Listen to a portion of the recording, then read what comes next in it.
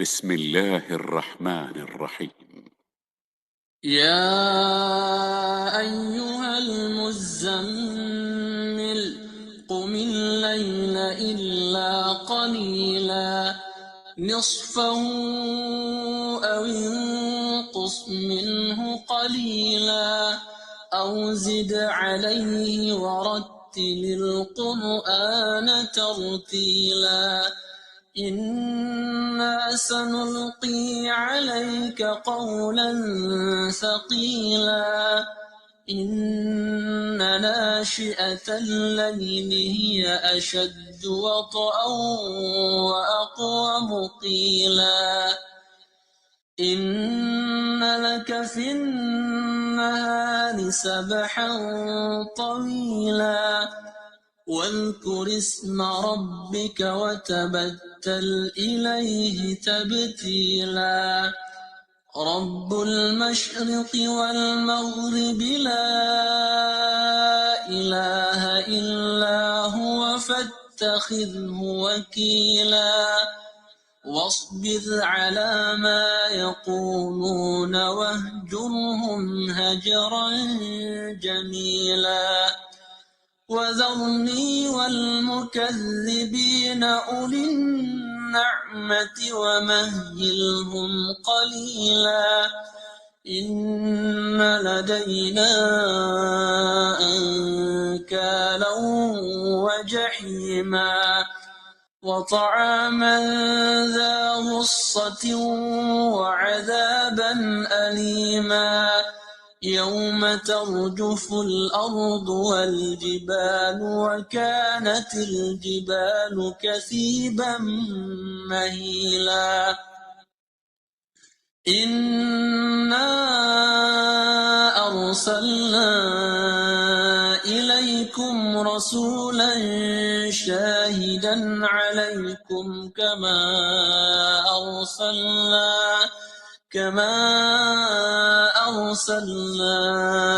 إلى فرعون رسولا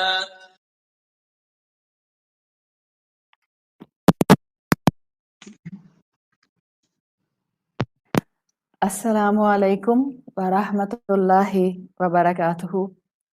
کیا حال ہے آپ سب کے؟ وعلیکم السلام ورحمۃ اللہ وبرکاتہ۔ اللہ تعالیٰ آپ سب کو اپنی حفاظت میں رکھیں اور اپنے کرم سے ہمیشہ اپنی نعمتیں آپ پر برساتے رہیں اور زوال نعمت سے ہمیشہ محفوظ رکھیں۔ سورۃ المزمل اور سورۃ المزمل کی جو آپ تلاوت سنتی ہیں یہ قاری ابو اسامہ کی آواز میں ہے، جو کہ لیکچر سے پہلے آپ کے لیے پلے کی جاتی ہے۔ اللہ تعالیٰ ہمیں قرآن سے ہر طرح کے تعلق کو مضبوط سے مضبوط تر کرنے کی توفیق عطا فرمائے۔ رمضان کا مہینہ ہے، جتنا آپ تلاوت کر رہی ہیں اتنا تلاوت کو تھوڑا تھوڑا سننے کی بھی کوشش کیجیے، اس لیے کہ تلاوت کرنا اور تلاوت سننا اور قرآن کے مفہوم کو سمجھنا یہ سب ہماری زندگی کی بہت سی مشکلات کو دور کرنے کا سبب ہے اور ہمارے لیے ایک ہیلنگ ٹول بھی اپنی جگہ بے شک اللہ نے ہمیں عطا کیا ہے۔ اللہ کا نام لے کر ہم سورۃ المزمل کی ان ڈیپتھ اسٹڈی کا اپنا آج کا سیشن نمبر 7 سٹارٹ کرتے ہیں۔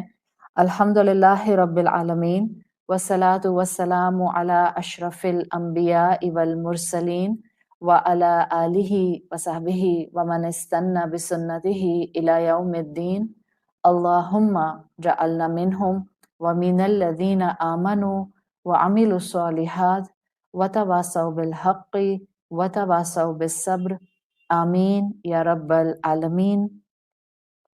ثم اما بعد فاعوذ باللہ من الشیطان الرجیم بسم اللہ الرحمن الرحیم رب اشرح لی صدری ویسر لی امری واحلل عقدۃ من لسانی یفقہوا قولی۔ اللہم ثبتنا عند الموت بلا الہ الا اللہ۔ اے ہمارے اللہ ہمیں ہماری موت پر کلمہ لا الہ الا اللہ پر ثابت قدم رکھیے، آمین یا رب العالمین۔ شاعر نے کہا ہے کس شان سے اللہ نے اتارے ہیں محمد، ہر دور میں ہر شخص کو پیارے ہیں محمد صلی اللہ علیہ وسلم۔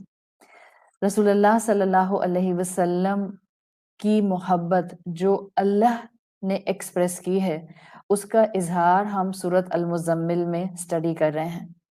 آپ کو یہ وہ کیفیات محبت کی یہاں محسوس ہو رہی ہوں گی جو اللہ رب العزت کی اپنے بندے اپنے حبیب صلی اللہ علیہ وسلم کے لیے ہیں۔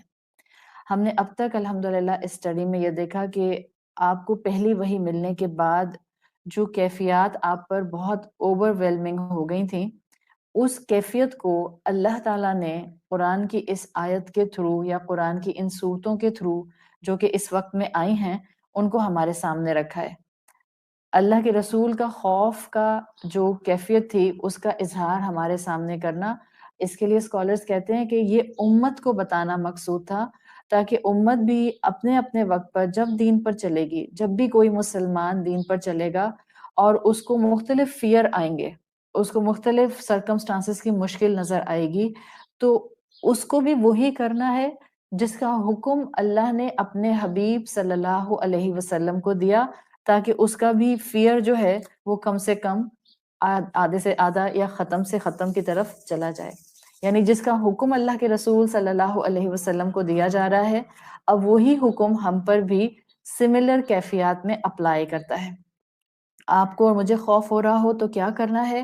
وہی جس کا حکم یہاں رسول اللہ صلی اللہ علیہ وسلم کو دیا گیا ہے، اور آپ کو اور آپ کے عمل کو سامنے رکھتے ہوئے جس کیفیت میں آپ تھے اس کے مطابق آپ کو ایٹریبیوٹ دیتے ہوئے، ٹائٹل دیتے ہوئے سورت میں آپ کو پکارا گیا یا ایھا المزمل۔ ہم نے آیت نمبر 1 کی کچھ ایکسپلینیشن الحمدللہ کل اسٹڈی کر لی تھی۔ اب اسی کو ہم آگے بڑھاتے ہوئے آیت نمبر 1 سے انشاءاللہ ابھی آیت نمبر 1 کی 1-2 ایکسپلینیشنز دیکھیں گے، پھر ہم آگے موو کریں گے۔ آج ہمارا انشاءاللہ ارادہ ہے کہ ہم آیت نمبر 1 مکمل کر لیں گے اور سیکنڈ اور تھرڈ آیت کو میں ایک ساتھ انشاءاللہ کپل کر کے شروع کروں گی۔ ہمارا ٹاپک جو ہے وہ آج کا it's a beginning of the topic. ظاہر ہے اس ٹاپک کے اوپر ابھی اور بھی آپ کو لیکچر سننے کو ملیں گے، اس لیے کہ اس تہجد کی نماز کے اوپر سورۃ المزمل کے اندر آپ کو کافی کانٹینٹ مل جاتا ہے۔ سو ہمارا آج کا ٹاپک ہے تہجد، اور سول فیول کے حوالے سے انشاءاللہ ہم اس پر گفتگو شروع کریں گے۔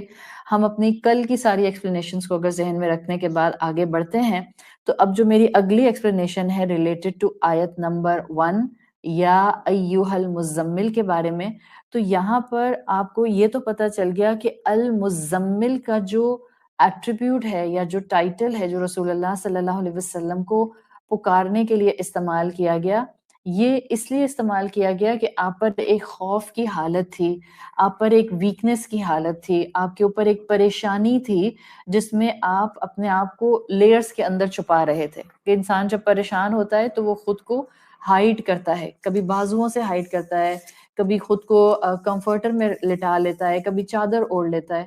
تو آپ صلی اللہ علیہ وسلم کی خوف کی کیفیت کو مینشن کرتے ہوئے المزمل کا لفظ لایا گیا۔ یعنی کہ جب آپ چادر اپنے اوپر لیتے ہیں، basically you Hyde your self, یہی ہوتا ہے نا کہ آپ اپنے آپ کو اس چادر کے اندر چھپا لیتے ہیں۔ رب العزت کا کلام اتنا امیزنگ ہے اور اس میں معجزے کا اینگل اتنا اسٹرانگ ہے کہ اگر ذرا سا بھی ہم غور کریں تو ہمیں معجزے ایک ہی آیت کے اندر کئی ڈیفرنٹ ڈائمینشن سے نظر آتے ہیں، اور وہ اگلی ایکسپلینیشن میری جو اس وقت ہے وہ آپ کو یہ معجزہ انشاءاللہ دکھائے گی، آپ اس معجزے کو محسوس کریں گے۔ اور کیونکہ آپ کل کی ایکسپلینیشن سن چکے ہیں تو اب آپ کو یہ جو پاور میں دکھانا چاہ رہی ہوں، دس از اے ورڈ پاور، ایک لفظ کی پاور ہے جو کہ المزمل کا لفظ ہے۔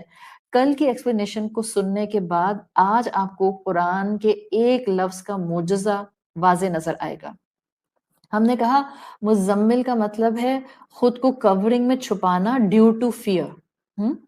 اب آپ جب کورنگ میں چھپا لیتے ہیں اپنے آپ کو، تو اب جو لفظ اللہ تعالیٰ نے سلیکٹ کیا ہے just to see the power of this word, مدغم کرنا، مزمل مرج کر لینا۔ اگر آپ اس لفظ کو دیکھیں تو لنگوسٹیکلی یہ لفظ مزمل جو ہے دس از اے مرجڈ فارم۔ اوریجنلی یہ لفظ ایسے شروع نہیں ہوتا، یہ مرج کر کے ایسے بنایا گیا ہے پڑھنے کی آسانی کے لیے. مرج کرنے کا مطلب کیا ہوتا ہے؟ لفظ میں اگر آپ کہتی ہیں کہ مرجنگ ہے، لفظ مدغم ہے، مطلب ہوتا ہے ایک لیٹر دوسرے میں چھپ گیا ہے، یہ ایلیمنٹ ہے. یعنی کہ ورڈ کنسٹرکشن فائنل ایسے کی گئی ہے کہ 2 لیٹرز میں سے ایک لیٹر کو دوسرے میں چھپا دیا گیا. And this is directly connected with the مفہوم آف مزمل. مزمل میں آپ خود کو چادر میں چھپاتے ہیں، اور لفظ کنسٹرکشن یہ بتا رہا ہے کہ ایک لیٹر کو دوسرے لیٹر میں چھپا دیا گیا. کیسے چھپا دیا گیا ہے؟ بیسیکلی مین لفظ تھا عربی زبان کا متزملن. متزملن اس کو مرج کر کے بنایا گیا تو بن گیا مزمل. یعنی آپ دیکھ رہی ہیں تا کو غائب کر دیا گیا ہے، متزملن سے مزمل کر دیا، تا کو زا میں مرج کر دیا، یا آپ کہہ سکتے ہیں تا کو کور کر دیا، تا کو زا میں چھپا دیا.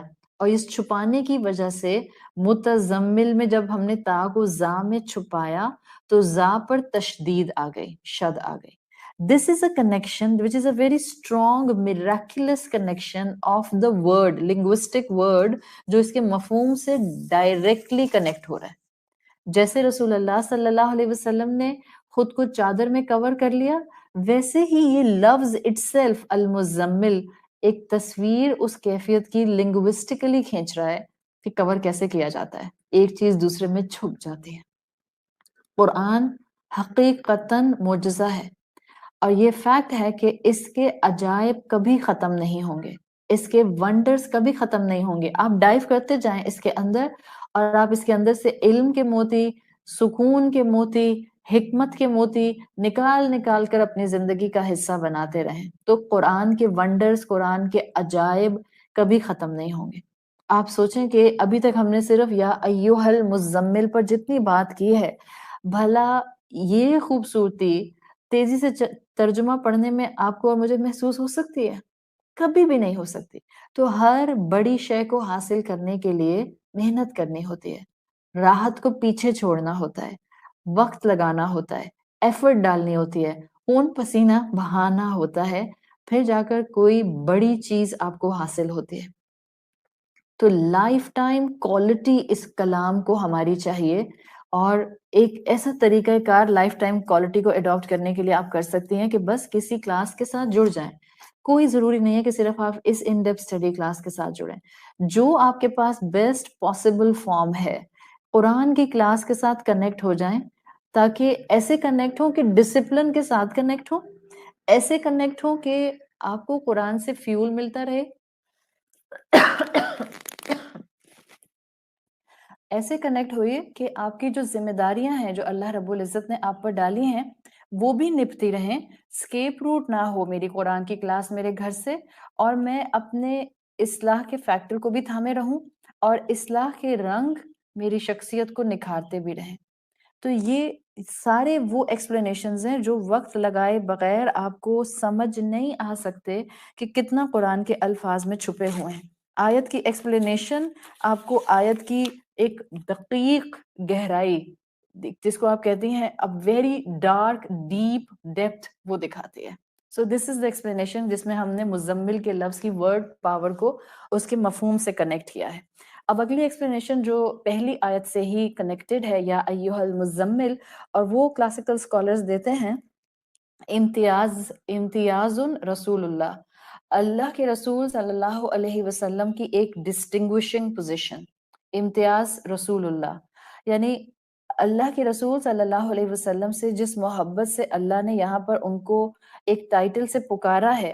کہا جاتا ہے، اسکالرز یہ بات کہتے ہیں کہ آپ قرآن اٹھا کر دیکھ لیں تو اللہ کے رسول کو مختلف محبت بھرے ٹائٹلز کے ساتھ پکارنا، یہ اسپیسیفکلی اللہ کی سنت رسول اللہ صلی اللہ علیہ وسلم کے ساتھ نظر آتی ہے.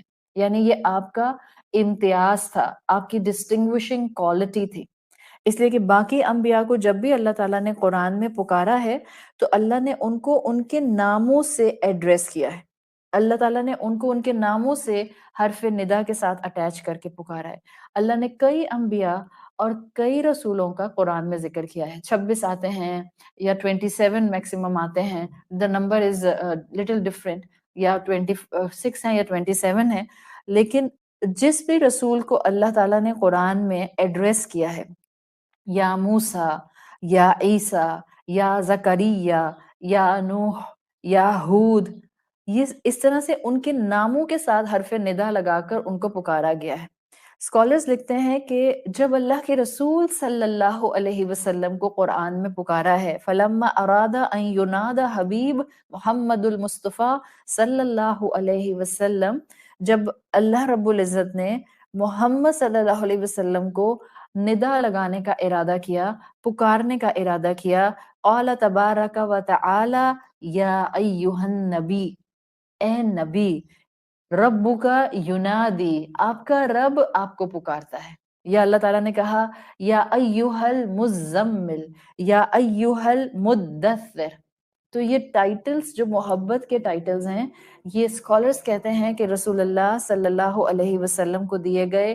اللہ نے محبت سے اپنے حبیب کو پکارا، لم ینادی بسمہ محمد فی القرآن یا محمد، کہیں بھی اللہ تعالیٰ نے رسول اللہ صلی اللہ علیہ وسلم کو یا محمد کہہ کے ایڈریس نہیں کیا ہے۔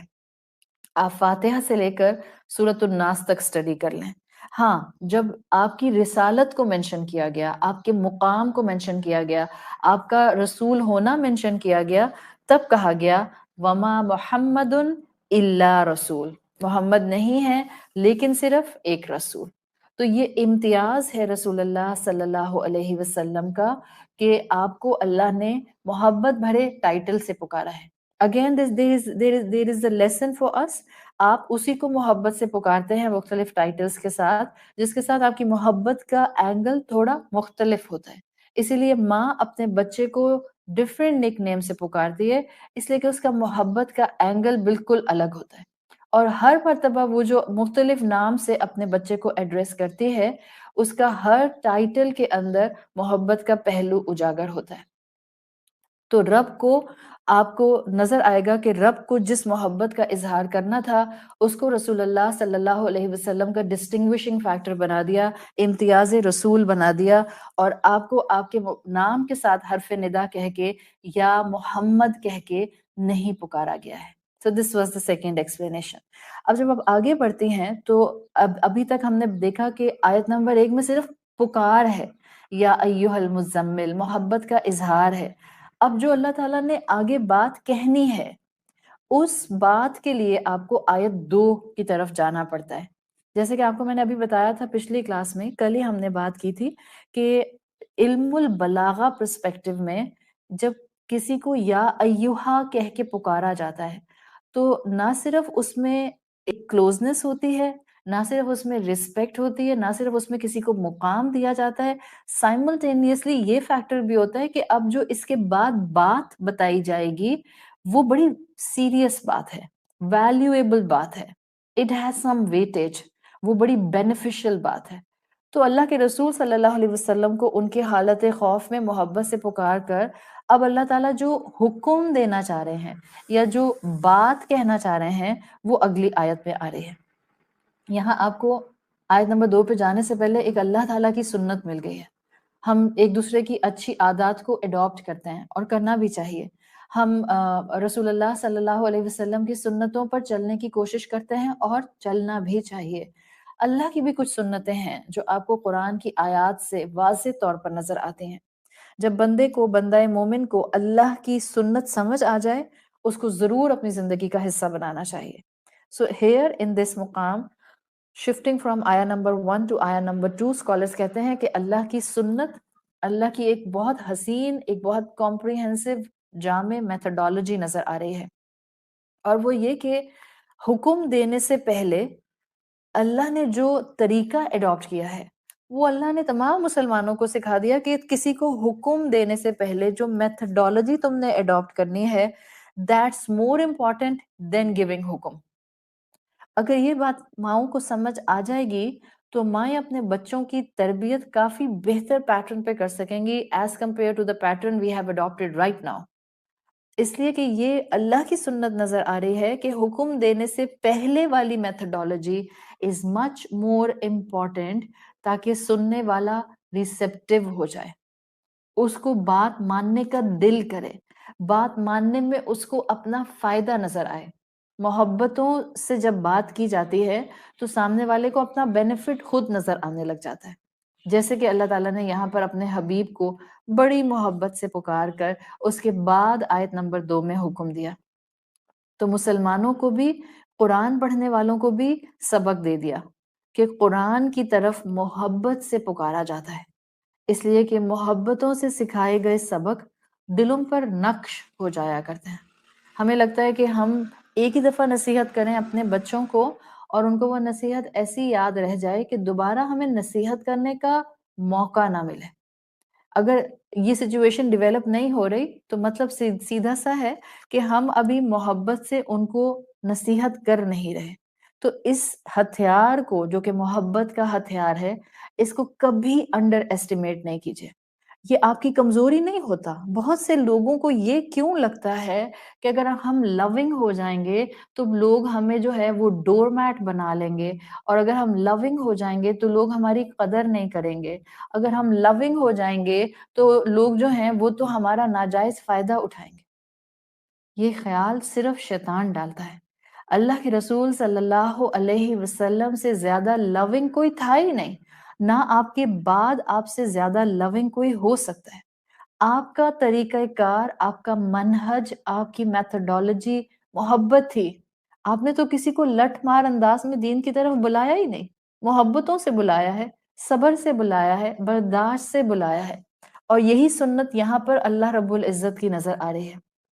جس دن دین کے ساتھ دین والوں نے محبت کو تھام لیا، آپ یقین کیجئے اللہ کی محبت کے چراغ گھر گھر جلتے ہمیں نظر آنے لگ جائیں گے.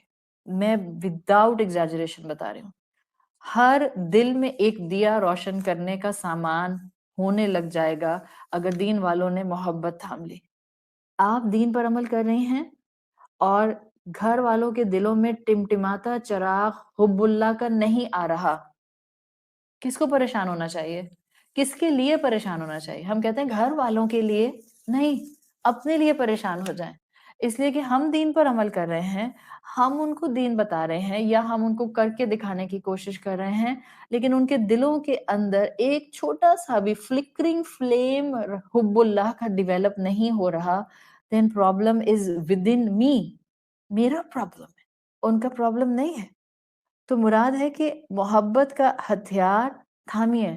یہ اللہ رب العزت کی سنت یہاں نظر آ رہی ہے. دوسروں کو بلیم کرنا چھوڑ دیں، اور آپ کے گھر والے خاص طور پر آپ کی محبت کے سب سے زیادہ حقدار ہوتے ہیں. آپ کے اپنوں سے محبت آپ کے کمیونیکیشن پیٹرن میں نظر آتی ہے. آپ کہتے ہیں ہاں کرتی ہوں محبت، بار بار مجھے ان کو آئی لو یو کہنے کی کیا ضرورت ہے؟ اٹس انڈرسٹوڈ کہ میں ان سے محبت کرتی ہوں. ہم بہت فار گرانٹیڈ لیتے ہیں نا اپنوں کو، ہمیں لگتا ہے کہیں نہیں جائیں گے، they will be always at my side. محبت کا اظہار بھی ضروری ہوتا ہے، محبت کی ایکنالجمنٹ بھی ضروری ہوتی ہے، اور اس کا سب سے پہلا مینیفیسٹیشن کمیونیکیشن پیٹرن میں نظر آتا ہے. آپ پکارتے کیسے ہیں اپنوں کو؟ آپ ایڈریس کیسے کرتے ہیں؟ آپ گفتگو کیسے کرتے ہیں؟ آپ کتنا نرمی سے بات کرتے ہیں؟ آپ کتنی سافٹ سپوکن ہیں؟ آپ کتنا درگزر کرتے ہوئے، ان کو سامنے رکھتے ہوئے، ان کی کیفیت کو سمجھتے ہوئے اپنے کمیونیکیشن کو آگے بڑھاتے ہیں؟ تو رب نے کس محبت سے پکارا، آپ کو نظر آ گیا کہ حکم دینے سے پہلے کی اسٹریٹجی بتا دی گئی. تو آج سے اسی پیٹرن پر آیت نمبر 2 پر جانے سے پہلے آیت نمبر 1 کا سبق اپنے ساتھ لیتے ہوئے جائیں. خود کو ایویلیویٹ کیجئے کہ جب آپ اپنوں سے گفتگو کرتے ہیں تو کیا گلابوں کی مہک جیسے الفاظ کا چناؤ کرتے ہیں، یا آپ کہتے ہیں توبہ ہر ایک سے اتنا سوچ سمجھ کر بولتی ہوں، اب گھر والوں سے بات کرتے ہوئے بھی میں سوچوں سمجھوں. گھر والوں سے بات کرتے ہوئے زیادہ سوچا سمجھا کیجیے. اپنوں سے بات کرتے ہوئے زیادہ سوچا سمجھا جاتا ہے، اس لیے کہ بعض اوقات فرینک لیول پر آنے کی وجہ سے ہمیں پتہ بھی نہیں چلتا کب ہمارے الفاظ اور کب ہمارے لہجے ان کے دلوں کو چورا چورا کر جاتے ہیں. ہم میں سے ہر ایک کو یہ احساس تو ہوتا ہے کہ میرا دل ٹوٹ جاتا ہے جب فلاں مجھ سے ایسے بات کرتا ہے، میں ہرٹ ہو جاتی ہوں جب فلاں مجھے اس نظر سے دیکھتا ہے، میں جو ہوں وہ ڈپریشن میں چلی جاتی ہوں جب فلاں میرے ساتھ اتنی ہارشلی بات کرتا ہے. ہاں ایسا آپ کے ساتھ ہوتا ہوگا، لیکن عقل مند انسان وہی ہے جو بے وقوف کی غلطی سے سیکھتا ہے۔ کیا آپ اپنوں سے بات کرتے ہوئے الفاظ کا چناؤ درست کرتی ہیں؟ اگر نہیں کرتی ہیں تو now this is your homework۔ آج سے اپنوں کے ساتھ ایسے الفاظ سلیکٹ کریں کہ گلاب کی مہک آئے ان میں سے۔ آپ میں سے کوئی سوچ رہا ہوگا کہ ان کے بھی تو آگے اعمال ایسے ہوں کہ ہم گلاب کی مہک والے الفاظ ان کے ساتھ بولیں۔ چلیں، اگر ان کی زیادتیاں بہت زیادہ ہیں تو گلاب کی مہک والے الفاظ اگر آپ نہیں بھی بول سکتی ہیں تو گلاب کی نرمی جیسے الفاظ تو بول ہی سکتی ہیں نا۔ It will be completely your benefit. جتنا نرمی سے بولیں گی، یاد رکھیں ان کے لیے نہیں، آپ کے الفاظ کا سلیکشن آپ کے لیے بہتر ہوتا ہے، اس لیے کہ یہ آپ کی شخصیت کی ریپرزنٹیشن ہوتی ہے۔ تو پہلے محبت کے رابطے بنانے ہوتے ہیں اور اس پر محنت کرنی ہوتی ہے۔ درس دینے کی کوشش میں ہر وقت نہ رہا کریں، وہ ضرورت ہی نہیں پڑتی ہے۔ تو اللہ کی سنت ایک بہت اسٹرانگ امپیکٹ کے ساتھ یہاں پر ہم مسلمانوں کو دے دی گئی ہے کہ اچھی بات بتانے سے پہلے، نصیحت کرنے سے پہلے، حکم دینے سے پہلے بلڈ اے ریپو، ایک کمفرٹ لیول پر آ جاؤ سامنے والے سے، اس کو محبت کرنا سکھا دو، اس کو اپنی محبت کے ساتھ جو ہے انوالو کر لو۔ پھر جب تم حکم دو گے تو وہ تمہاری بات کو پھر دل و جان سے مانے گا۔ پھر شاید آپ جتنا نہیں بھی کہہ رہی ہوں گی، آگے بڑھ کر پھر سامنے والا آپ کی بات مانے گا۔ کر کے دیکھیں، آپ کو پریکٹیکلی یہ چیز نظر آئے گی۔ آخر صحابہ کرام کو یہی تو محبت ملی تھی رسول اللہ صلی اللہ علیہ وسلم سے۔ آپ اتنا نرم مزاج تھے، آپ اتنے اکوموڈیٹنگ تھے، آپ اتنا زیادہ دوسرے کی کیفیت کو اپنے دل پر محسوس کیا کرتے تھے کہ صحابہ صرف آپ کے حکم پر اطاعت نہیں کرتے تھے، وہ تو آپ کا اتباع کیا کرتے تھے، وہ آپ کو بلائنڈلی فالو کیا کرتے تھے، آپ کے پیچھے پیچھے چلا کرتے تھے۔ ان کی محبت کے اینگل اتنے زیادہ تھے کہ بس وہ جو چیز، جو کام کرتے ہوئے رسول اللہ صلی اللہ علیہ وسلم کو دیکھ لیتے تھے، وہ وہی کام کرنا شروع کر دیتے تھے۔ آپ اور میں شاید اس محبت اور اتباع کے اینگل کو فیل بھی نہیں کر سکتے۔ اتنی محبت کہ ایک صحابی رسول کی جب اللہ کے رسول صلی اللہ علیہ وسلم سے ملاقات ہوئی، اس وقت آپ کے کرتے کا اوپر کا بٹن جو تھا وہ کھلا ہوا تھا۔ ان صحابی کے لیے آتا ہے، انہوں نے زندگی بھر اس کے بعد اپنے کرتے کا بٹن اوپر کا بند نہیں کیا۔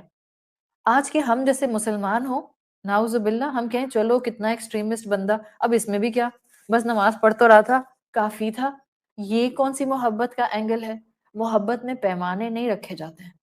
محبت کے اندر آپ میجرمنٹس نہیں کرتے ہیں، کیلکولیشنز نہیں کرتے ہیں کہ اچھا یہ اگر مجھے اس طرف سے ملے گا تب میں ادھر سے اتنا کر سکوں گی۔ جب ہم یہ ٹٹ فار ٹیٹ اپنوں کے ساتھ محبت کے رشتوں میں کرتے ہیں، تبھی ہم ڈیمیج کرتے ہیں، تبھی ہم نقصان کرتے ہیں۔ صحابہ بس اللہ کے رسول کو دیکھتے تھے اور بس اس کے بعد وہ زندگی میں اس عمل کو تھام لیا کرتے تھے، آؤٹ آف محبت۔ کوئی جنت دوزخ کی بات نہیں تھی، کوئی گناہ ثواب کی بات نہیں تھی، کوئی اس وقت حلال حرام کی بات نہیں تھی، کوئی واجب اور نوافل کی بات نہیں تھی۔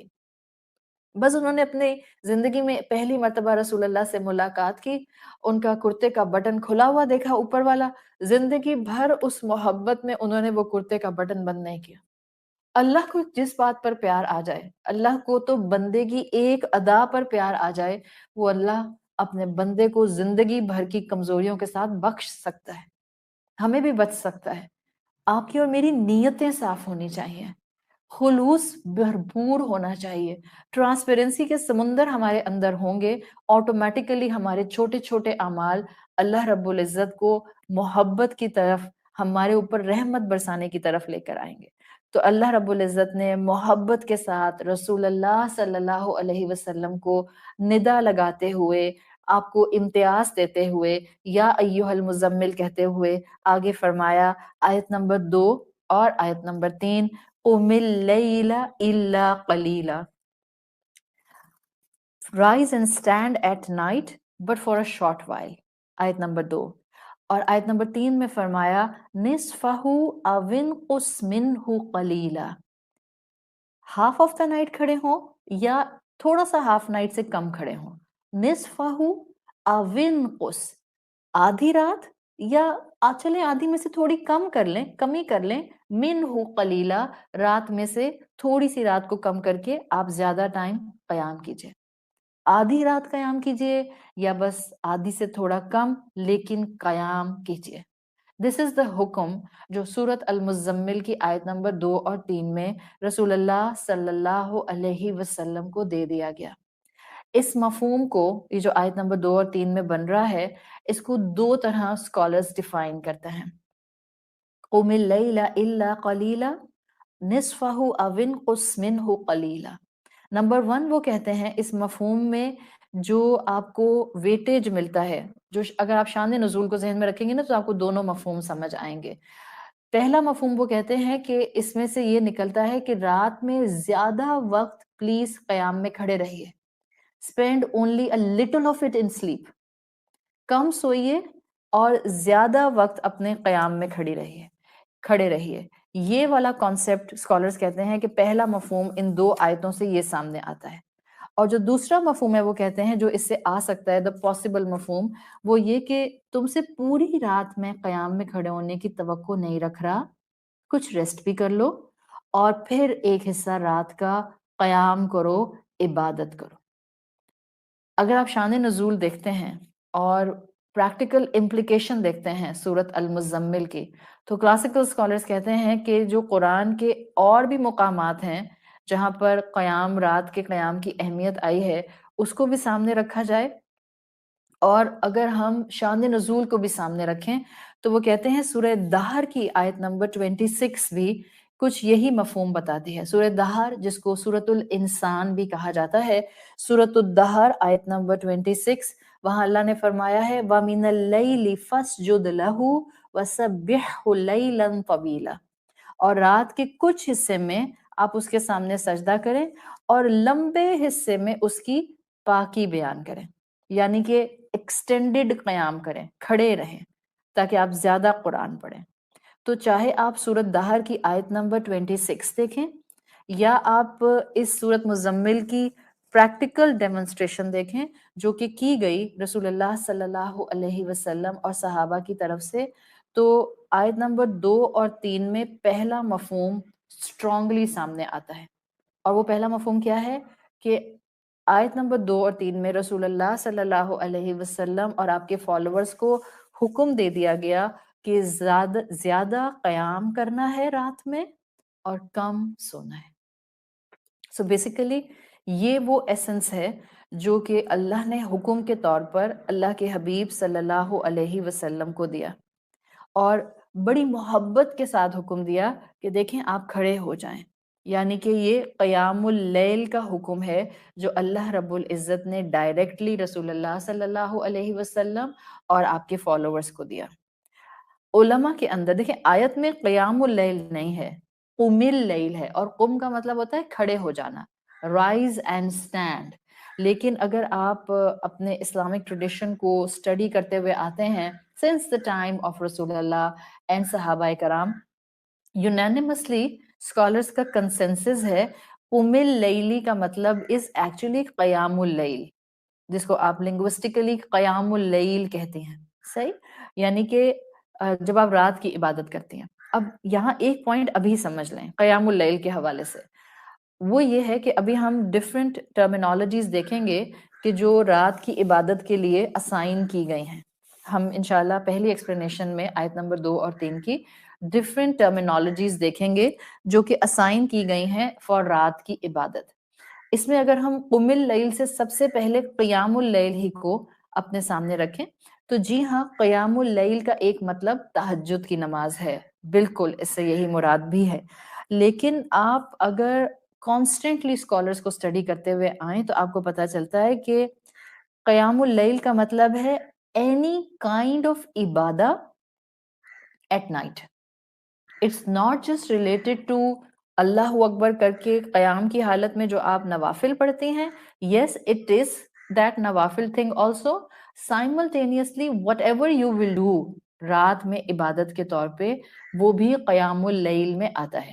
اب یہ بتانا اس لیے ضروری تھا due to one or two reason because right now we are in رمضان، اور خواتین اکثر بڑی پریشان ہوتی ہیں جب بھی ان کے منتھلی سائیکلز آتے ہیں اور ان کو لگتا ہے کہ رمضان میں روزے کا، قرآن کی تلاوت کا ایک ٹیمپو ٹوٹ جاتا ہے. اور ظاہر ہے اٹس اے فیکٹ کہ ٹیمپو ٹوٹتا تو ہے، اور وہ ایک آپ کا جو ایک سنرجی بن رہی ہوتی ہے عبادت کرنے کی، اس میں ہلکا سا جو ہے ایک ویو آتا ہے. لیکن یہ کلیرٹی آپ کو انشاءاللہ ہمت دلائے گی کہ جب اللہ رب العزت قیام اللیل کی بات کرتے ہیں، اور رمضان کے حوالے سے ہم قیام اللیل کی اصطلاح اکثر سنتے ہیں، تو یاد رکھیں اس میں جہاں نوافل نماز پڑھنا آتا ہے، وہاں جہاں اس میں قرآن پڑھنا آتا ہے، وہاں اس میں سائملٹینیسلی قرآن سننا بھی آئے گا.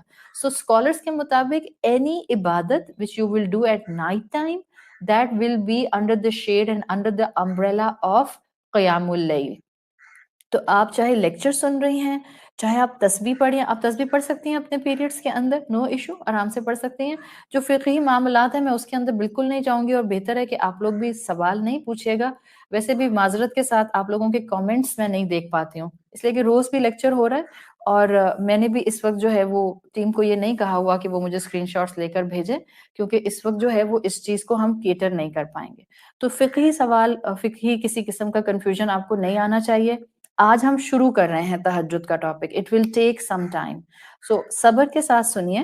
وقت کے ساتھ ساتھ آپ کو بہت سے جواب آٹومیٹیکلی یہاں انشاءاللہ مل جائیں گے، اور اگر کوئی رہ جائیں گے تو آپ جو ہیں وہ کسی بھی استاد کے آڈیوز یا کسی کتاب سے انشاءاللہ ان کو آرام سے سمجھنے میں آگے بڑھ سکتے ہیں. سو دا بیسک تھنگ، جو پہلی چیز میں نے آپ کو بتائی ان دا ایکسپلینیشن آف آیا نمبر 2 and 3 ریلیٹڈ ٹو قوم اللیل میں، اگر آپ پہلی اصطلاح قیام اللیل لیتی ہیں، it is yes نوافل، رات میں جو پڑھے جاتے ہیں. سائملٹینیسلی اینی عبادت جو آپ رات میں کرتی ہیں، چاہے آپ کسی کی تلاوت سن رہی ہیں، چاہے آپ تلاوت کر رہی ہیں، چاہے آپ تسبیح پڑھ رہی ہیں، چاہے آپ لیکچر سن رہی ہیں، چاہے آپ مثال کے طور پر جو ہیں وہ اس وقت جو ہیں اور کیا کر سکتے ہیں ہم اس ٹائم پیریڈ کے اندر، ہو سکتا ہے آپ اپنی کسی کلاس سے کوئی نوٹس بنا رہی ہوں، دا کلاس نوٹس جو کہ آپ کی قرآن کی کلاس ہے. سو یہ سب کے سب قیام اللیل کے اندر آ جاتے ہیں. سو دس از دا ون ٹرم جس کی میں نے کلیئرٹی آپ کو دے دی. دس از تہجد، دس از نوافل، but simultaneously it's a broader term قیام اللیل، جس میں اور عبادات بھی آ جاتے ہیں. سیکنڈ ٹرم جو ہم اس میں دیکھیں گے وہ ہے صلاۃ اللیل. اگر صلاۃ اللیل کا لفظ سمجھا جائے تو دس از اسپیسیفک فار نماز، جو آپ نوافل نماز پڑھتے ہیں، دس از اسپیسیفک. سو اگر عرب کے اندر، عرب کلچر میں قیام اللیل بولا جاتا ہے، سو ضروری نہیں ہے کہ وہ اب سب کے سب کانسٹنٹلی صرف اور صرف اللہ اکبر تکبیر تحریمہ کر کے صرف اور صرف نماز میں کھڑے رہیں گے. It could be 10 تسبیحات، it could be lecture, they are listening, it could be a محفل of ذکر اللہ، کچھ بھی ہو سکتی ہے. All will be قیام اللیل. But if the term Arab will use as صلاۃ اللیل، اس کا مطلب ہوگا کہ اب اسپیسیفک نماز کی بات ہے. پھر ایک اور اصطلاح جو ہم کامنلی سنتے ہیں قم اللیل کے حوالے سے، وہ ہے تہجد کی اصطلاح. تہجد جو ہمارا آج کا ٹاپک بھی ہے، کامن اصطلاح ہے، ہم سب جانتے ہیں، ہمارے ہاں بولی جاتی ہے، عام ہے، اردو بولنے والے بھی سمجھتے ہیں، اور کسی بھی زبان کو سمجھنے والا مسلمان آرام سے سمجھتا ہے. ایک جو بڑی میجر مسٹیک میں غور کرتی ہوں جو اکثر آتی ہے، ظاہر علم والوں میں نہیں آتی لیکن کم علم والوں میں بہرحال آتی ہے، اور وہ یہ کہ بہت سے لوگ یہ سمجھتے ہیں کہ تہجد جو ہے وہ جہاد سے بنا ہے. جہاد جو حروف اصلیہ جیم ہا دال ہے، جوہد سے بنا ہے. تہجد کا لفظ جوہد سے نہیں بنا ہے. صحیح ہے. سو جب آپ علم کے سامنے آ کر بیٹھتے ہیں، ہمیشہ کھلے دل کے ساتھ اور نیوٹرل مائنڈ کے ساتھ آ کے بیٹھنا چاہیے، دعا کے ساتھ بیٹھنا چاہیے کہ اللہ بولنے والے کو حق بولنے کی توفیق دیجیے، اور جو حق ہو اس کو میرے دل میں اور میرے عمل میں اتار دیجیے. تو جہاں غلطی ہوتی ہے ہم اپنی ایسے میں اصلاح کر لیتے ہیں. جہاں پر ہمیں لگ رہا ہوتا ہے کہ ہمیں پہلے سے بات معلوم تھی، وہاں ہمارے لیے ریمائنڈر ہو جاتا ہے. اور اس طرح سے علم ہمیشہ ذکرہ بن کے بھی فائدہ دیتا ہے، اور کریکٹر بن کے بھی، ایک مسٹیک کریکٹر بن کے بھی آپ کو اور مجھے فائدہ دے رہا ہوتا ہے. تو تہجد کا لفظ، تہجد جیم پر پیش آتی ہے اور جیم پر تشدید بھی آتی ہے. تہجد کا لفظ جوہد سے نہیں ہے. تہجد کے لفظ کے جو حروف اصلیہ ہیں، جن کو آپ روٹ ورڈز کہتے ہیں، this is actually ہا جیم دال. So there is a difference between جیم ہا دال and ha jim dal. जोहद से नहीं है, ये हुजूद से है. हा जीम वाओ दाल, हुजूदुन. हुजूदुन से तहज्जुद का लफ्ज बना है. हरूफे असलिया आते हैं हा, जीम और दाल. लिंग्विस्टिकली हुजूद का मतलब क्या होता है अभी मैं आपको बता देती हूँ, और फिर आपको पता चलेगा कि जैसे आपको अल मुजम्मिल की लिंग्विस्टिक पावर से उसके मफहूम का कनेक्शन सुन के मजा आ गया. Same thing you will feel इंशाल्लाह with in the term of तहज्जुद. Linguistically जब आप हा जीम दाल से तहज्जुद का लफ्ज बनना देखते हैं और आप देखते हैं कि ये हुजूदुन से बना है. हुजूद का मतलब होता है doing the opposite of something. यानी मैं आपसे कहूं कि हंसें और आप हंसने की बजाय रोना शुरू कर दें. मैं आपसे कहूं चलें, आप चलने की बजाय बैठ जाएं. So this is actually in Arabic language is hujud, doing the opposite of something. अब सोचें तहज्जुद को तहज्जुद क्यों कहते हैं? क्या चीज हम ऑपोजिट कर रहे होते हैं? हम क्या करते हैं? सोने के वक्त में आप अपने आप को सोने की बजाय जगाने की कोशिश करते हैं. सो द ऑपोजिट ऑफ सोना इज द जागना. तो आप अपने आप को सोने की बजाय जगाने की कोशिश करते हैं. इसलिए एक एलिमेंट सर्टन स्कॉलर्स में स्पेसिफिक है, वो ये कि आपको तहज्जुद पढ़ने के लिए पहले थोड़ी देर सोना होता है, then you have to get up for तहज्जुद. सोने से खुद को उठाना, खुद को सोने की बजाय रात में जगाने की तरफ लेकर जाना, this has the connotation of हुजूद. जब भी इस वक्त में जो इबादत सलात की शक्ल में की जाती है उसको तहज्जुद कहा जाता है. सो मैंने आपको आज रीजनिंग दे दी है कि तहज्जुद को तहज्जुद क्यों कहते हैं. This is opposite of what you were doing few minutes ago. थोड़ी देर पहले आप सो रही थी, आपने अलार्म लगाया था, अलार्म बजता है और आप एक दो दफा के बाद स्नूज 1, स्नूज 2, स्नूज 3, कुछ लोग पहली दफा में उठ जाते हैं, कुछ लोगों को स्नूज चाहिए होता है. इट्स ओके, कोई बात नहीं, कोई इसमें ईमान की कमजोरी का एलिमेंट नहीं है. There can be certain factors कि जिसमें आपसे एकदम से नींद से नहीं उठा जाता है. कोई अपने आप को जो है वो इस कैफियत के अंदर जो है वो नाउमीदी पर किसी भी पैटर्न पर ले जाने की जरूरत नहीं है कि एक मेरी बहन है वो तो अलार्म से पहले उठ जाती हैं और एक मैं हूँ 6 दफा स्नूज बजता है फिर भी सोती रह जाती हूँ. इट्स ओके, कोई बात नहीं. आज बैठ गई है ना कुरान के सामने आकर, अल्हम्दुलिल्लाह. जितना बैठती रहेंगी, गेन करती रहेंगी, इल्म आता रहेगा, ईमान की ताकत मिलती रहेगी. एक वक्त आएगा कि स्नूज 6 से 5, 5 से 4, 4 से 3, 3 से 2, 2 से 1 पर आ ही जाएंगे और आप पहले अलार्म पर इंशाल्लाह उठकर बैठ जाएंगी. तो अभी आप में से कोई भी मुझसे तहज्जुद की वक्त और कैसे पढ़नी है और कैसे नहीं पढ़नी कोई भी नहीं पूछेगा. Please go with the flow, class के फ्लो पर चलिए. अभी हमने शुरू किया है, इट विल टेक टाइम, हम इंशाल्लाह इसको आगे लेकर चलेंगे. लेकिन मैं सिर्फ उतना ही क्लास में बताऊंगी जो मैं समझूंगी कि जरूरी है. जो मैं नहीं बताऊंगी इट्स अंडरस्टूड कि मैं उसको टच नहीं करना चाह रही हूँ. And I am expecting this maturity from each one of you, because आपका और मेरा साथ कोई आज पहली दफा रमजान में नहीं बना है. आपका और मेरा साथ 2 साल से ऊपर का हो गया है और किसी को जानने के लिए टू सर्टेन एक्सटेंट 2 साल is a huge time period. काफी समझ जाते हैं आप किसी को. सही है, तो सबर के साथ सुनेंगे, जो सुनेंगे उस पर फोकस करें. कभी कभी ऐसा होता है कि हम जो सुन रहे होते हैं उस सुनने की वजह से जहन में सवालों पर इतना हमारा फोकस हो जाता है कि कहने वाला अपनी बात मुकम्मल करके चला जाता है, वहां से हम कुछ ग्रास्प नहीं कर पाते और अपने सवालों के साथ ही हम बिल्कुल ब्लैंक उस महफिल से उठ जाते हैं. तो ये हमने नहीं करना. सही है, तहज्जुद को तहज्जुद क्यों कहते हैं ये मैंने आपको बता दिया. इसीलिए कुछ स्कॉलर्स, मेरे जुमलों में आपको बहुत सी चीजें मिल जाएंगी. कुछ स्कॉलर्स के नजदीक, जब मैं कह रही हूँ कुछ स्कॉलर्स के नजदीक मतलब सोए बगैर भी तहज्जुद पढ़ी जा सकती है. That's understood. सही, उस्ताद की फ्रीक्वेंसी पर आना कि जिस तरह से उस्ताद जुमला कंस्ट्रक्ट करके बोलता है, this is also the requirement for being a good student, ताकि फिर आपको कम वक्त में ज्यादा बात समझ आ जाए.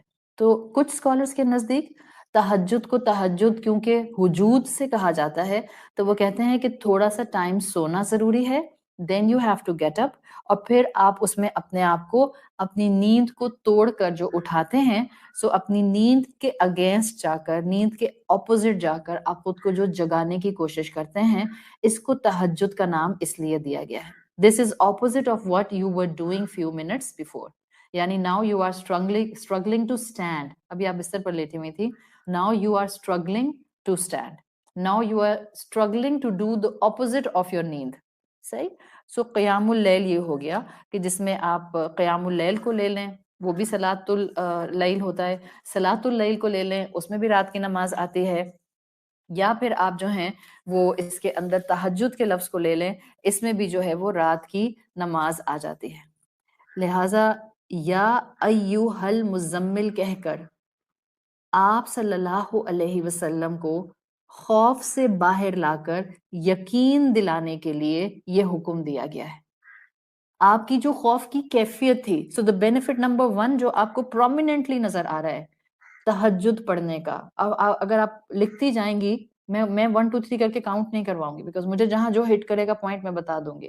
بٹ ابھی جو مجھے ایک دم سے پوائنٹ اس وقت ذہن میں آیا ہے، point number 1، the benefit of تہجد آپ کو جو فائدہ دے گا وہ یہ کہ اللہ کے رسول صلی اللہ علیہ وسلم پر بیسیکلی خوف کی کیفیت کو دور کرنے کے لیے آپ کو تہجد کی عبادت دی جا رہی ہے. یعنی جو کچھ آپ نے دیکھا تھا، آپ کو بتایا جا رہا ہے، وہ سچ تھا. تو اگر آپ کو زندگی میں خوف ہیں، بعض اوقات مستقبل کا خوف ہوتا ہے، بعض اوقات کسی بیماری کی وجہ سے کوئی خوف ہوتا ہے، بعض اوقات اولاد کی طرف سے کچھ خوف آ جاتے ہیں، بعض اوقات انسان کے حالات فائنینشلی مضبوط نہیں ہوتے تو انسان میں کچھ فیئر آ جاتے ہیں، بعض اوقات آپ پڑھائی کر رہی ہیں اور آپ نے سارا سال پڑھائی پر وقت نہیں لگایا، and now exams are in front of you, اور آپ کو خوف طاری ہو رہا ہے کہ میری تیاری نہیں ہے. ان سارے خوف کو سامنے رکھیں. بینیفٹ آف تہجد نمبر 1، اللہ بندے کے خوف کو ڈیزالو کرنے کے لیے، اس کو دور کرنے کے لیے اس کو یہ عبادت دیتا ہے، جیسے کہ اپنے حبیب صلی اللہ علیہ وسلم کو اس نے دی.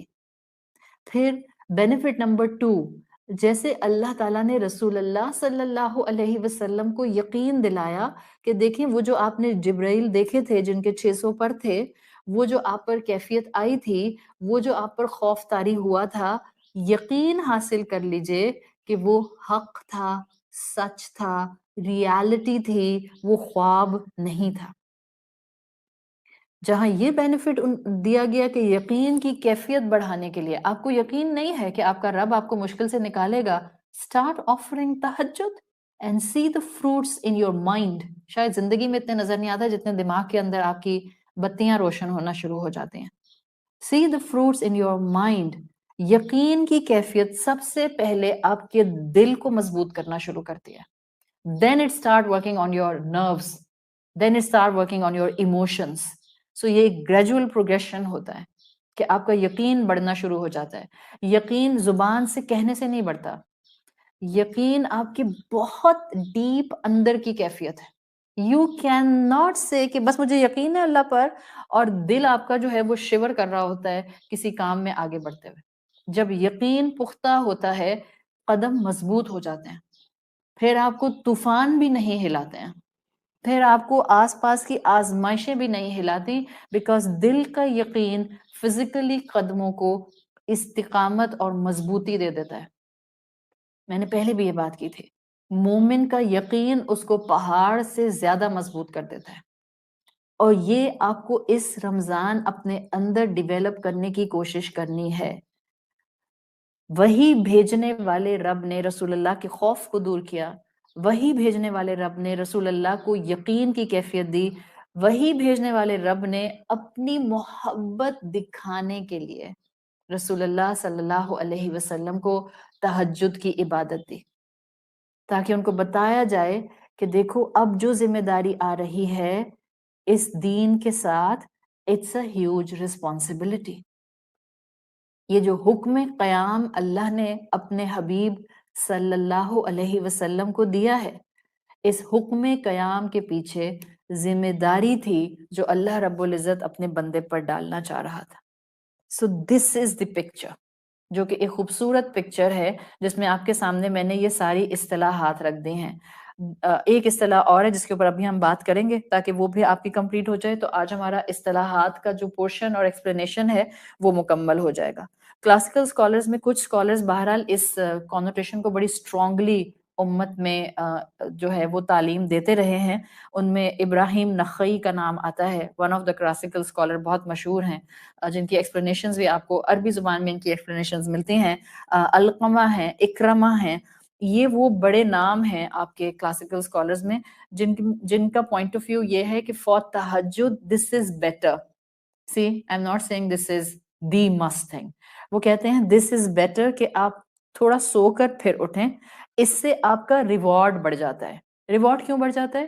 بیکاز یہ پیٹرن رسول اللہ صلی اللہ علیہ وسلم کو دیا گیا تھا. آپ سے اللہ تعالیٰ نے یہ کہا تھا کہ آپ جو یہ رات میں قیام کریں گے, اس میں اللہ کے رسول کو صرف حکم قیام نہیں تھا بلکہ طریقہ کار بھی قیام کا دیا گیا تھا. اور جو طریقہ کار آپ صلی اللہ علیہ وسلم کو دیا گیا تھا, if you really want to do اتباع رسول, if you really want to do what our Sahaba did, if you really want to just take the more and more benefits, تو جو رسول اللہ صلی اللہ علیہ وسلم کی روٹین تھی وہ یہ تھی کہ آپ شروع کا حصہ عشاء پڑھتے تھے, پھر آپ سوتے تھے, پھر آپ اٹھتے تھے. تو اس میں ہجود کا ایلیمنٹ, تہجد کا ایلیمنٹ آ جاتا ہے.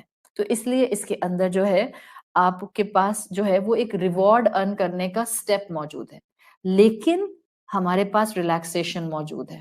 As we are talking about a نفلی عبادت, سو ہمیشہ اپنے ساتھ, اور بتانے والے کو بھی چاہیے کہ وہ اپنے اسٹوڈنٹس کو ریلیکسیشنز بھی بتاتا رہے, چاہے وہ ریلیکسیشنز دین کے کسی حکم کے بارے میں ہو یا نوافل کے بارے میں ہو. اسی لیے کچھ اسکالرز نے اس ریلیکسیشن کو ہمارے سامنے رکھا ہے. دس از دی بیوٹی آف دین. آپ اور میں یہ نہیں کہہ سکتے, آپ سے آپ کی دوست کہتی ہیں کہ میں نے تہجد پڑھنا شروع کیا ہے, میں عشاء کے بعد ہی پڑھ لیتی ہوں. آپ کہیں یہ کیا, یہ تھوڑی تہجد ہوئی. تہجد میں تو وجود ہوتا ہے, سونا ہوتا ہے, نفس کو مارنا ہوتا ہے, then you have to get up, اور پھر آپ کو تہجد پڑھنی ہوتی ہے. ایسے نہیں ہوتی تہجد.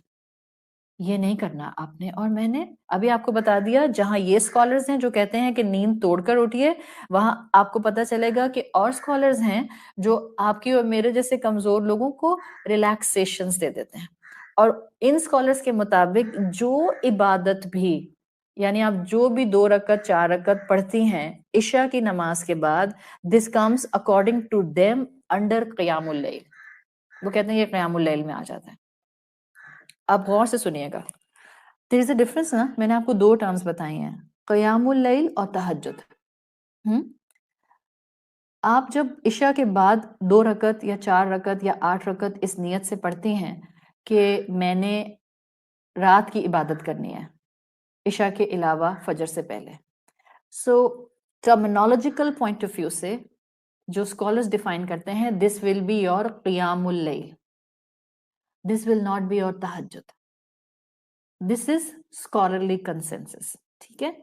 اور تہجد وہ ہوگی جو کہ آپ نیند سے اٹھ کر پڑھیں گے. اب اس کے اندر ہم پریشان ہو جائیں, لو میں اتنے عرصے سے پڑھ رہی تھی, وہ تہجد نہیں ہے, وہ قیام اللیل ہے. اللہ کو شدید پیار آتا ہے اپنے بندے پہ جب اس کا بندہ نفلی عبادت کرتا ہے. یہ بات یاد رکھیں. اس کی انشاءاللہ حدیث آپ کو میں کل سناؤں گی انشاءاللہ, تاکہ آپ کو نوافل کی سویٹنس محسوس ہو. فرائض کی سویٹنس اپنی جگہ ہوتی ہے, بٹ نوافل کی سویٹنس اپنی جگہ موجود ہوگی.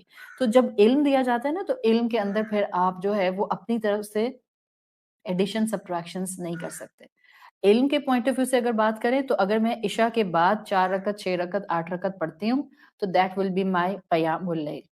اور اگر یہی میں 4 6 8 رکعت جو ہے یہ میں سونے کے بعد اٹھتی ہوں فجر سے پہلے اور پھر پڑھتی ہوں, then this will be علمی پوائنٹ آف ویو سے from academic perspective it will be my تہجد. سو یہ چھوٹی چھوٹی باریکیاں ہیں جس کو اگر ہم سیکھ لیں تو ہمیں زندگی کے اندر آسانیاں ہی ملیں گی. آپ سمجھتے ہیں آپ کی امی ہیں, وہ رات کے بعد ہی 8 رکعت پڑھتی ہیں اور کہتی ہیں کہ میں تہجد پڑھ رہی ہوں, اور وہ آپ سے کہتی ہیں بیٹا میں تو تہجد اس ٹائم پہ پڑھتی ہوں, اب آپ بن جائیں استانی چشمہ لگا کے. اچھا نہیں امی, یہ تہجد نہیں ہوتی ہے, یہ قیام اللیل ہوتا ہے. اگر تو امی آپ سے پوچھ رہی ہیں کہ بیٹا کیا یہ تہجد ہوتی ہے یا کچھ اور ہوتا ہے, تو آپ کہتے ہیں اسکالرز اس کو قیام اللیل کہتے ہیں امی, اٹس اوکے. آپ پڑھتی رہیں اگر آپ سے صبح میں نہیں اٹھا جاتا. لیکن اگر امی آپ سے پوچھ رہی ہیں تو برائے مہربانی امی کی استانی نہیں بنی ہے. جو بھی آپ سے رتبے میں بڑا ہوتا ہے اس کی استانی نہیں بننا چاہیے. یہ بات اگر ہم زندگی میں سیکھ لیں تو ہماری رشتہ داریوں میں کبھی رفٹ نہیں آئے. جو آپ سے رتبے میں بڑا ہے, آئی ایم ناٹ ٹاکنگ اباؤٹ جو آپ سے ایج میں بڑا ہے, جو آپ سے رتبے میں بڑا ہے, خالہ, امی, ابو, ساس سسر, شوہر, آپ کا آپ کے چچا, ماموں, تایا, یہ سب رتبے میں بڑے ہیں. آپ کہیں لو ہسبینڈ تو مجھ سے جو ہیں وہ 1 سال چھوٹے ہیں, یا وہ تو میری برابر کی ایج کے, بیکاز ہم تو یونیورسٹی میں ایک ساتھ پڑھتے تھے. I am not talking about the age factor, I am talking about the رتبہ فیکٹر. جو آپ سے رتبے میں بڑا ہوتا ہے آپ اور میں اس کی تربیت نہیں کر سکتے. اگر اس اصول پر زندگی گزارنا شروع کریں گی, you will be at a peaceful mind set. تو اگر امی کہتی ہیں کہ میں تو اس ٹائم پر تہجد پڑھتی ہوں, آپ کہیں ٹھیک ہے امی, الحمدللہ, اللہ قبول کرے اور مجھے بھی پڑھنے کی توفیق دے. یہ وہ انداز ہیں جو قرآن کی سٹڈیز ہمیں ڈیلی بیسس پر بہتر انسان بننے کے لیے سکھاتے ہیں. یہ حقیقت ہے کہ نیند توڑ کر اٹھنا از اے ٹف اسٹیپ, مشکل ہوتا ہے, اور بہت سے لوگوں کے لیے مشکل ہوتا ہے. کوئی انسان بیچارہ سلیپنگ پلس لے کر سو رہا ہے, اس کے لیے تو فجر پر اٹھنا ہی ہارڈلی مشکل ہوتا ہے, کہاں کہ تہجد کے لیے آپ اس کو جو ہے وہ انکریج کریں. کوئی انسان جو ہے وہ رات میں 4 گھنٹے بستر پر ایسے ہی لیٹا رہتا ہے, پھر ہارڈلی جا کر اس کو نیند آتی ہے, اور اس کے لیے تہجد پر اٹھنا کتنا مشکل ہے. تو یہ وہ سارے دین کے ایسپیکٹس ہیں جو وسعت دیتے ہیں. اس وسعت کو محسوس کیجئے اور اس وسعت کو اپنا کر اللہ کی محبت میں جتنا آگے جا سکتے ہیں آگے جائیے, and let people take these وسعت, ان کو بھی دیں یہ وسعت, صرف اپنے لیے نہیں ہے. سو دا فائنل ٹرم جو میں تہجد کے حوالے سے اور قیام اللیل کے حوالے سے آج مینشن کرنا چاہ رہی ہوں, دس از دا ٹرم تراویح. تراویح کی ٹرم جو ہم استعمال کرتے ہیں, اور اسپیسیفکلی ہم رمضان کے مہینے میں استعمال کرتے ہیں. تراویح کی ٹرم راہا یا روحو سے بنی ہے. اٹ کمز فرام راہا, را واو ہا سے, اور اس کا مطلب ہوتا ہے بریک, دا وقفہ, جس کو آپ اردو میں وقفہ کہتی ہیں. وقفہ یا کوئی درمیان کا ایک چھوٹا سا ٹائم پیریڈ جس میں آپ تھوڑا سا کسی کام کو کرتے کرتے رک جاتے ہیں, دس از ایکچولی ترویحتن. تراویح جمع کا لفظ ہے, it's a plural word in Arabic language. تراویح, اس کا سنگولر آتا ہے ترویحتن. ترویحتن کا مطلب ہوتا ہے فار دا ٹائم بینگ آرام کرنا, وقفہ لینا. صحیح. رسول اللہ صلی اللہ علیہ وسلم کے لیے آتا ہے کہ جب آپ اپنی قیام اللیل جو تھی وہ رمضان والی کیا کرتے تھے, تو آپ رکعت کے بعد تھوڑا تھوڑا گیپ لیا کرتے تھے, آپ تھوڑا تھوڑا اس میں رک جایا کرتے تھے, وقفہ کیا کرتے تھے. لیکن اس وقت ٹرم تراویح رسول اللہ صلی اللہ علیہ وسلم کے دور میں انٹروڈیوس نہیں ہوئی. آج ہم تراویح کے لفظ سے بہت اچھی طرح سے واقف ہیں. اگر آپ شریعت کی ٹرمز میں دیکھتے ہیں تو تراویح ایک نماز ہے جو کہ عام حالات میں باقی 11 مہینے قیام اللیل کہلاتی ہے. تراویح ہو رمضان کی تو یہ سنت موقدہ ہے. اب آپ میں سے جن بہنوں کو سنت موقدہ اور سنت غیر موقدہ کا فرق نہیں آتا, تو سمپل میں آپ کو فرق بتا دیتی ہوں. ظہر کی نماز کے 4 سنت جو ہم فرض سے پہلے پڑھتے ہیں وہ سنت موقدہ ہو گئے, اور عصر کی نماز سے پہلے 4 سنت غیر موقدہ ہو گئے. صحیح ہے. اب میں اس وقت اس میں نہیں جاؤں گی کہ کس کے پڑھنے میں کیا اور کس کے پڑھنے میں کیا. That I will not teach, so no more questions اور کامنٹس آن اٹ. تراویح کی نماز سنت موقدہ کی کیٹیگری میں میجورٹی اسکالرز رکھتے ہیں.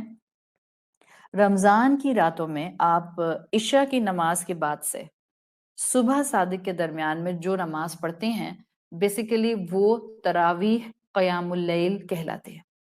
اور ہمارے ہاں جو عام رواج ہے امنگ مسلم امہ, جو امت میں قائم ہے, وہ یہ ہے کہ رمضان میں یہ قیام اللیل جس کو ہم تراویح بول رہے ہیں یہ عشاء کے ساتھ اٹیچڈ رکھی جاتی ہے, عشاء کے ساتھ متصل کی جاتی ہے. ایون ان حرمین ہم دیکھتے ہیں, چاہے وہ خانہ کعبہ ہو یا وہ مسجد نبوی صلی اللہ علیہ وسلم ہو, ہم دیکھتے ہیں کہ یہ حرمین میں بھی عشاء کے ساتھ متصل کی جاتی ہے. تو ایک رواج ہے, ایک معمول ہے مسلمان امت میں کہ رمضان جب آتا ہے تو قیام اللیل کو، جس کو تراویح بولا جاتا ہے رمضان کے حوالے سے، اس کو پھر عشاء کے ساتھ ہی اٹیچ کر دیا جاتا ہے۔ تراویح کو تراویح کہنے کی ایک اور وجہ آپ کو ملتی ہے، وہ یہ کہ جب رسول اللہ صلی اللہ علیہ وسلم کے بعد کے دور میں صحابہ کرام نے جماعت اور اہتمام کے ساتھ اس قیام اللیل کو رمضان میں تراویح کو ارینج کرنا شروع کیا، تو وہ ہر 4 رکعت کے بعد ترویحتن کیا کرتے تھے۔ اب اگر میں اب آپ کو ترویحتن کا لفظ بول رہی ہوں، now this is not new for you، اس کا مطلب ہے کہ آپ کو پتہ چل گیا تراویح از جمع، اٹس پلورل، اینڈ ترویحتن از سنگولر۔ تو جب اللہ کے رسول صلی اللہ علیہ وسلم اس دنیا سے رحلت فرما گئے، آپ اس دنیا سے پردہ فرما گئے اور صحابہ کرام کے دور شروع ہو گئے، تو ایک وقت آیا کہ صحابہ کرام نے اس تراویح کی نماز کو جماعت کے طور پر امپلیمنٹ کرا دیا، اور جب یہ پراپر اہتمام کے ساتھ جماعت سے امپلیمنٹ ہوئی تو ان کا معمول یہ تھا کہ وہ ہر 4 رکعت کے بعد، یعنی 2+2 کے بعد، 4 سلام پھیرنے کے بعد ترویحتن کیا کرتے تھے، یعنی بریک لیا کرتے تھے، آرام کیا کرتے تھے، وقفہ کیا کرتے تھے۔ اب اس سے آپ کو یہ پتہ چل رہا ہے کہ الحمدللہ ہماری مساجد میں اکثر و بیشتر آپ دیکھتے ہیں کہ 4 رکعت کے بعد امام صاحب گیپ دیتے ہیں تھوڑا سا۔ وہ گیپ کیا ہوتا ہے کہ جس میں آپ تھوڑا جس نے تھوڑا اپنی کمر ریلیکس کرنی ہے وہ کمر ریلیکس کر لے، جس نے تھوڑا سا موو کرنا ہے وہ 4-10 قدم لے لے، جس نے اسٹریچ کرنا ہے خود کو وہ اسٹریچ کر لے۔ سو یہ ایک سنت صحابہ کی ہے جو الحمدللہ چلی آ رہی ہے، ریلیٹڈ ٹو دا دعا جو کہ اکثر و بیشتر 4 تراویح کے بعد لوگ پڑھتے ہیں۔ وہ کسی بزرگ کی دعا ہے، وہ ایگزیکٹلی ورڈ ٹو ورڈ رسول اللہ صلی اللہ علیہ وسلم کی مسنون دعا نہیں ہے۔ اور اب سورۃ مزمل کے فلو میں آپ کو پتہ چل گیا کہ کوئی بھی دعا اچھے الفاظ کی دعا ہو، اگر اس کے الفاظ شریعت سے، قرآن کی تعلیمات سے، رسول اللہ صلی اللہ علیہ وسلم کے احکامات سے نہیں ٹکرا رہے، اس میں شرک کا ایلیمنٹ نہیں ہے، you can always continue this دعا، اس میں کوئی مذائقہ نہیں ہوتا۔ یہ جو اصطلاح ہے تراویح، یہ اس طرح سے ترویحتن سے نکلی ہے۔ ہاں یہ بات ضرور یاد رکھیے گا، because you are taking the information, so information should go handy and in comprehensive way. اس اصطلاح کو نسبت ضرور دی جاتی ہے تراویح کی اصطلاح کو صحابہ کرام کے ادوار سے، لیکن ایگزیکٹلی کس نے اس اصطلاح کو انٹروڈیوس کرایا، اس کا علم بہرحال اوتھینٹک سورسز میں نہیں ملتا۔ تو یہ ایک اور اصطلاح تھی جو کہ میں آپ کے سامنے رکھنا چاہ رہی تھی، تاکہ انشاءاللہ آپ کو کلیئرٹی ہو جائے کہ آپ نے قیام اللیل کو کہاں رکھنا ہے، آپ نے صلاۃ اللیل کو کہاں رکھنا ہے، آپ نے تہجد کو کہاں رکھنا ہے، تہجد کا مفہوم کیا ہے، اور تراویح ان سے کیسے کنیکٹڈ ہے۔ سو انشاءاللہ کل ہم قم اللیلہ میں قم سے پہلے لیل کو اسٹڈی کریں گے، رات کی اہمیت قرآن کے اندر کیوں ہے، اللہ تعالیٰ نے کس طرح سے رات کو اہم بنایا ہے۔ اس ایکسپلینیشن کے ساتھ اپنی اس سورۃ المزمل کی ان ڈیپتھ اسٹڈی کو انشاءاللہ شروع کرتے ہوئے تہجد کے اوپر مزید بات کریں گے۔ اللہ تعالیٰ سے دعا ہے کہ اللہ تعالیٰ ہمارا یہ پڑھنا پڑھانا اور ہم سے یہ محنتیں قبول فرما لیں۔ اللہ تعالیٰ ہمیں ہمارے والدین کے لیے اور ہماری اولادوں کو ہمارے لیے بہترین صدقہ جاریہ بنائیں۔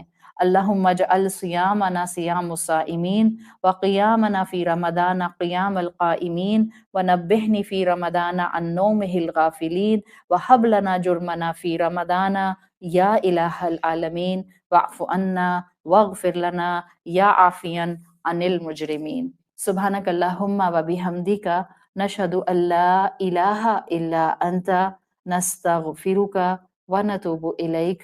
السلام علیکم ورحمۃ اللہ وبرکاتہ۔